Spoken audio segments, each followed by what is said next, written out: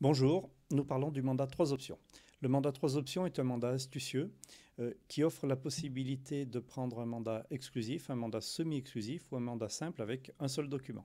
Et pour ceux qui le souhaitent, cela permet aussi de pratiquer des honoraires différents pour chaque option et de les faire apparaître sur le mandat. Ce mandat est conforme à la loi Allure puisqu'il fait apparaître les moyens de diffusion des annonces commerciales, les actions particulières que vous vous engagez à faire et les modalités et périodicités de compte rendu. Nous allons parler de quelques caractéristiques juridiques de ce mandat. Tout d'abord, ce mandat interdit au mandant de traiter directement ou indirectement avec un client présenté par l'agence, ce que le mandat soit exclusif, semi-exclusif ou simple. Deux choses sont importantes là-dedans. Le fait que l'interdiction soit de traiter non seulement directement, mais indirectement, et le fait que ça s'applique également au mandat simple. Ce point a donc été précisé par la jurisprudence. Je vous présente donc un arrêt de la Cour de cassation de 2005 qui nous dit que le mandat était donc un mandat simple confié à plusieurs agents immobiliers. Seul l'agent immobilier qui a conclu l'opération a droit à la commission, qu'on appelle désormais honoraire, même si l'acquéreur avait été présenté précédemment par un autre agent immobilier, mais cet agent immobilier qui a présenté le bien en premier a droit à des dommages-intérêts en prouvant une faute du vendeur. Alors quelle est cette faute du vendeur? Tout simplement, la Cour de cassation nous dit que le vendeur avait violé les engagements contractés lors de la signature du mandat et précise que les stipulations du mandat ne portaient pas atteinte au caractère non exclusif de celui-ci dès lors qu'elles n'empêchaient pas le vendeur de donner mandat à plusieurs agences en même temps. Donc ça s'applique également en cas de mandat simple. En résumé, seule l'agence qui a conclu l'opération a droit aux honoraires. L'agence évincée qui a fait visiter le bien en premier a droit à des dommages-intérêts, et ce, même en présence d'un mandat simple. D'où l'intérêt d'avoir des clauses bien rédigées.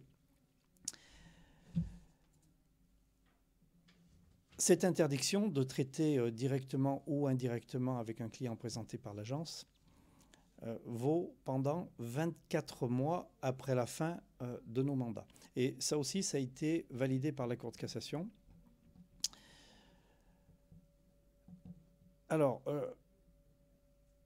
la partie adverse prétendait qu'une durée de 24 mois limite considérablement la liberté du consommateur de contracter avec un acquéreur de son choix et crée de ce fait un déséquilibre significatif à son détriment.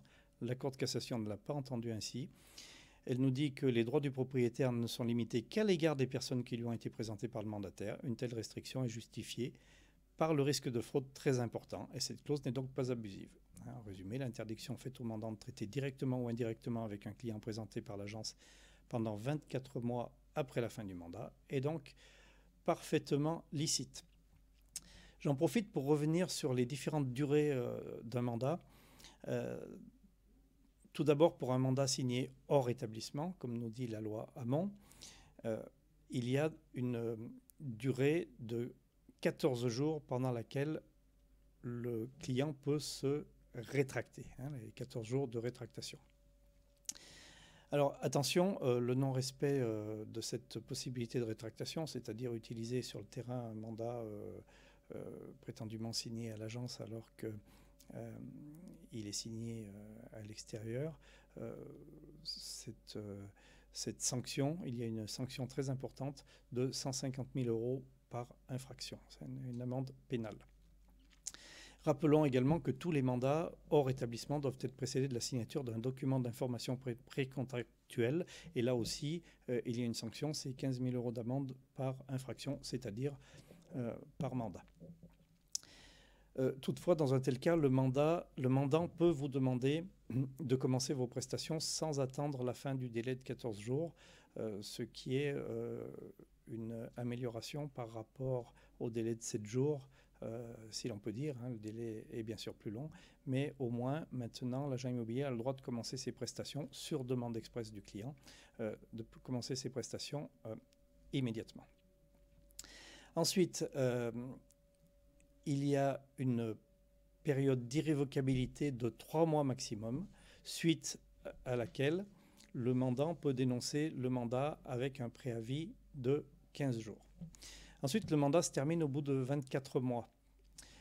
Et ce qui est important de voir dans cette durée de 24 mois, 3 mois plus, et 24 mois, c'est que ce n'est pas 3 mois plus 24 mois. Ce n'est pas 3 mois qui se renouvellent tacitement dans une période de 24 mois.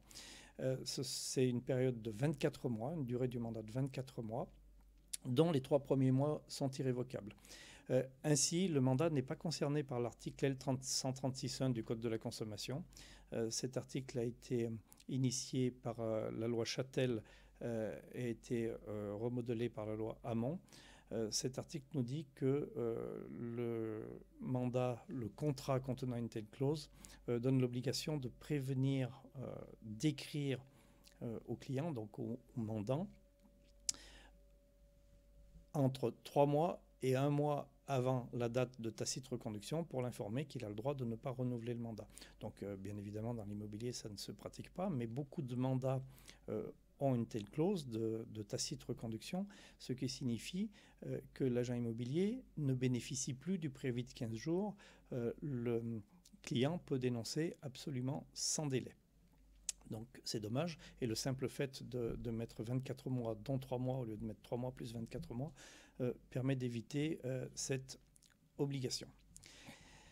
Comme vu précédemment, après la fin du mandat, il y a donc les 24 mois d'interdiction de traiter avec un client présenté par l'agence. Alors là, comment prouver que c'est votre client? Le bon de visite est un élément de preuve qui est parfaitement admis par les tribunaux. Et pour finir, il y a l'obligation d'information par le mandant dans tous les cas où il a vendu directement ou par une autre agence, dans les cas où il en avait le droit, où c'était possible. Il doit informer immédiatement l'agence par LRAR s'il vend directement ou indirectement. Et là, dans la jurisprudence, il y a des sanctions très lourdes. Et immédiatement, c'est tout de suite. Donc, le mandant doit informer immédiatement le mandataire en lui notifiant par LRAR les noms et adresses des acquéreurs, du notaire rédacteur de l'acte authentique et des cabinets éventuellement intervenus, afin d'éviter au mandataire d'engager la vente avec un autre acquéreur. Il y a bien sûr d'autres clauses utiles dans ce mandat, dont des clauses pénales, qui sont elles aussi validées par la jurisprudence, mais nous avons fait le tour des clauses principales. N'hésitez pas à nous contacter pour toute question. Merci de votre attention. À bientôt.